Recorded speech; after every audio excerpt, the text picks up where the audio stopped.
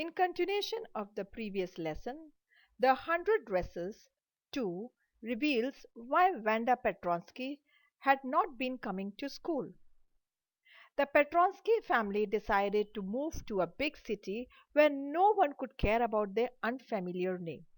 On hearing the note, Maddie and Peggy got anxious as they realized that they would never get a chance for making amends for what all they have done. Both the girls get relief only on hearing that Wanda liked them and had dedicated one of the dresses to each one of them. While the class was circling the room, the monitor from the principal's office brought Miss Mason a note. Everyone began thinking about what was written in that letter and how each one of them made Wanda feel. In the first period, Mary could not concentrate on her studies, as she felt sick for not stopping Peggy at the right hand. Had she stopped Peggy from playing that dress game with Wanda, things would have been better. Although Maddie never teased Wanda, but nor did she stop Peggy from doing it, which was a great mistake. Peggy's intention was never to hurt Wanda, and she was not aware that her game was indeed hurtful to others. Everyone was having a look at the amazing drawings Wanda had drawn and admiring it when the monitor of the class brought a piece of note for Miss Mason. Miss Mason read that multiple times as she couldn't believe that what was written it. Finally, she decided to gather the glass to read it aloud and clear. It was a letter from Wanda Petronski's dad. She silenced for a while, which created tension in the minds of her students. She adjusted her spectacles, which made it clear how important that note is. She began reading it, and everyone listened it carefully. Dear teacher, my Wanda will not come to your school anymore. Jake also. Now we move away to a big city. No more holler, Polak. No more ask why funny name. Plenty of funny names in the big city. Yours truly, John Petronski. The letter began with a salutation to Miss Mason. Wanda's father conveyed his intention of not sending both of his children, Wanda and Jake, to school anymore. He mentioned that they are shifting to another city, a big one where no one would care enough about their strange name, a big city with a lot of people having weird names. After hearing what was there in that letter, everyone was left speechless. Miss Mason too was surprised, and in a disappointed and dejected way conveyed her disappointment to the class and asked them to ensure that such things never happen again. She gave the children benefit of doubt everything did was done unintentionally. She said that whatever happened was sad and unfortunate. She advised the students to introspect what they have done. Filled with guilt and regret, Maddie wished for a chance to apologize to Wanda, hoping Peggy would be thinking about Wanda too. She takes a look at Peg, but she was busy studying. Regardless of what Peggy was thinking, Maddie decided to take some action. She hoped Wanda had not yet moved away and she could tell and pour out her heart with repentance. That day, after the school had ended, Peggy asked Maddie if they could go and check if Wanda had moved or not.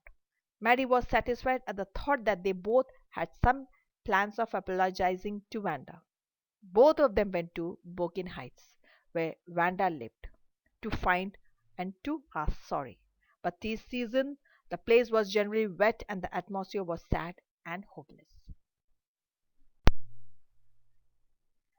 Peggy tries to comfort herself by murmuring that at least she didn't call her a foreigner. She was always in this delusion that Wanda had no idea that those girls were making fun of her. Above all, Wanda is such a great artist too. Maddie, on the other hand, couldn't say a word. What she hoped for is a chance to confess, make amends, appreciate her, and try to stop her from moving away. In fact, even though of conveying her idea to protect Wanda if everyone tried to trouble her in any way. In order to reach the place before night, they hurried. They saw a white little house. which they thought was a place where Wanda Petronski lived. The house and its surroundings were shabby, dirty, and unclean, just like Wanda's worn out blue dress. Thin bushes of grasses grew along the path that led to the house. They resembled thin kittens. No one could see anyone around. They knocked both at the front and the back yard of the doors, but to their disappointment, they did not get any answer. Now that Petrosky has gone away along with them, Maddie and Peggy's last chance to make amends too. In order to comfort herself, Peggy started saying that Wanda must look for a drawing inspiration only after she started her dresses game. And hadn't she done that, Wanda would have never won the drawing competition. Maddie also tried to convince herself after that Peggy said, and that if this is the case, she does not have to feel so sad. But later that night she couldn't sleep as she was thinking constantly about Wanda's little house, her faded blue dress, both shabby, unclean, and dirty. Finally she sat in her bed and started thinking deeply the hardest things she has ever done. After thinking, she came to a conclusion that she will always stand against the wrong and will never say anything when she has to.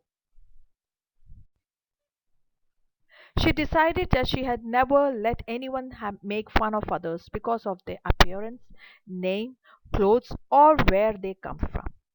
She would not shy to speak up against Peggy, even if it meant losing her friendship. She could not go in the past to make amends with Wanda, no matter how much she wanted to. But from now on, she is never going to let another person feel embarrassed or unhappy again. On Saturday, both of them sat together and decided to write a letter to Wanda, telling her about the contest, asking her where she was now and how that place is. No matter how much they wanted to apologize, they couldn't summon the courage to do so and thus ended up writing a friendly letter as if Wanda was their good friend.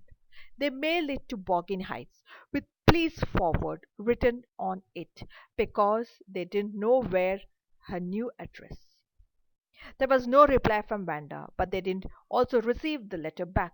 Thus they concluded that it must have reached the Wanda, and she was so upset that she did not answer. They waited for weeks, but still no answer. Peggy began to forget about the whole thing while Maddie used to make scenarios to her head before sleeping where she defended Wanda. She thought of scenarios where large groups of girls surrounded Wanda and would ask her, how many dresses have you got? And as soon as anyone could say more, Wanda would interrupt and say, stop, so that all of them would end up ashamed. It was winter season and there was snow everywhere on the ground. Christmas had come. They decorated their classroom with bells and trees. That day, Miss Mason told the students that she has received a letter from Wanda Petronski. She is very happy to receive it because now she can send her the medal too. Dear Miss Mason, how are you and room 13? Please tell the girls they can keep those 100 dresses because in my new house I have 100 new ones all lined up in my closet. I had liked that girl Peggy to have the drawing of the green dress with the red trimming, and her friend Maddie to have the blue one. For Christmas, I miss that school, and my new teacher does not equalize with me. My Christmas to you and everybody. So she wishes Merry Christmas to everybody. Yours truly, Wanda Petronski. The letter began in a very friendly tone.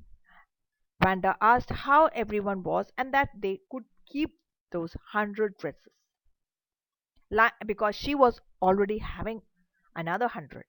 She specifically mentioned the dress she wanted Maddie and for Peggy. The green dress with red trim for Peggy and the other one for the blue one for Maddie. She expressed her affection towards Miss Mason and wrote her new teacher could never replace Miss Mason. She winded up the letter by wishing everyone Merry Christmas. It was Christmas season and all the houses were decorated. Grocery stores were stocked with Christmas trees, candy, peppermint sticks, and other Christmas stuff. The atmosphere was colorful and joyful. Maddie and Peggy took home the drawings very carefully. When Peggy realized that this gesture implied that Wanda liked them, they also assumed that she got their letter and everything was peaceful between them. Maddie, on the other hand, was quite sad because she could never be able to see that polished, tight lipped girl again. She had never get a chance to make amends and become friends once again.